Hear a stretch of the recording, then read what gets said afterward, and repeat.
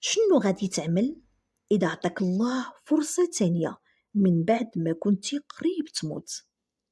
قصة اليوم ديال واحد الراجل في لحظة واحدة فاق على حقيقة ما كانش باغي يشوفها من قبل.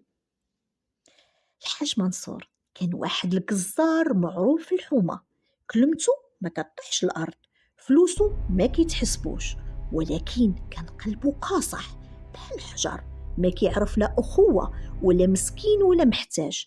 ما كانش حنين ما على مرته ولا على بنته ولا على اختو، عايش غير راسو غير كيجمع في الفلوس. واحد النهار هو جالس وسط الحانوت ديالو، سكت كلشي. في واحد اللحظة طاح الحاج منصور، هزوه للسبيطار، لقى راسو في وسط الماكينات في الإنعاش. الدكتور كيقول ما عندنا ما نديرو ليه، القلب قريب يوقف، طبيا راه ميت، ولكن الروح مازال ما طلعت لخالقها. برا الإنعاش كانت بنته ومرته أختو كيبكيو عليه. الحاج منصور في هاد اللحظة كان في عالم آخر، في واحد البلاصة آخرى تماما عن العالم ديالنا. لقى راسو واقف في واحد الفراغ ما عنده حتى لون، ما فيه لا صوت ولا ريحة، واحد البرودية كان كيحس بيها.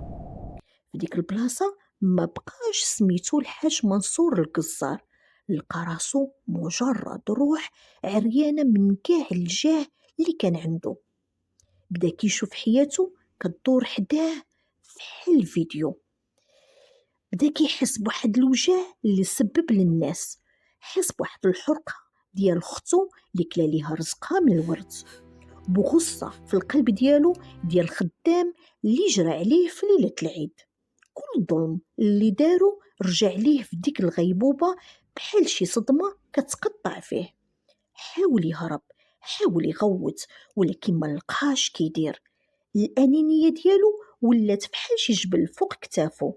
في ديك البلاصة الحاج منصور فهم بأن السنتيم اللي جمعو بالظلم ولا فحال الجمر كيتحرق فيه. في وسط ديك الظلام والبرد بان ليه واحد الخيط ديال الضو، وسمع واحد الدعاء من واحد الإنسان بسيط كان عاونو شحال هادي بلا ما يحس. من فضل هاد الخير حس بواحد القوة كتجرو بحال اللي باغي ترد فيه الروح. فجأة بقدرة القادر الحاج منصور حل عينو في الإنهاج وسط الدهشة ديال الأطباء اللي كانوا فقدوا فيه الأمل.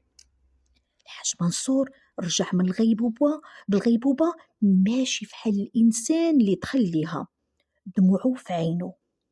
دخلت مرتو وختو وبنتو، أول حاجة اللي نطق بها هي سمحوا لي، الدنيا راها فانية. خرج الحاج منصور من السبيطار، ومن ديك النهار ما بقاش كيمشي الحانوت كيخلي فيها غير الخدام، بقى كيمشي يقلب على المظلومين باش يطلب منهم السماحة، وعلى المحتاج باش يقسم معاهم رزقه. رجع الورد لختو وطلب منها السماحة، وبدا يحن في مرتو وبنتو. قصة الحاج منصور هي تذكر لينا كاملين باللي الموت قريبة بزاف لينا، وباللي الإنسان ما غادي يدي معاه غير العمل الصالح والكلمة الطيبة.